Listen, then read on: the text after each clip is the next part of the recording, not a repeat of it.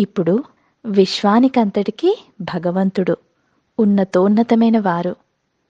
బాబా కూడా మనకి మురళీలలో చాలాసార్లు చెప్తూ ఉంటారు, పిల్లలు లెటర్ రాయండి, లెటర్ రాయండి అని.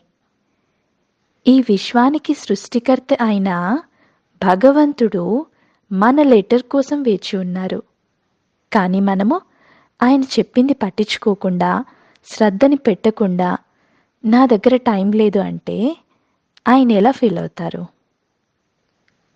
మనం కనీసము బాబా నేను క్షేమంగా ఉన్నాను అని కూడా తెలుపకుంటే ఆయన మన గురించి బాధపడతారు.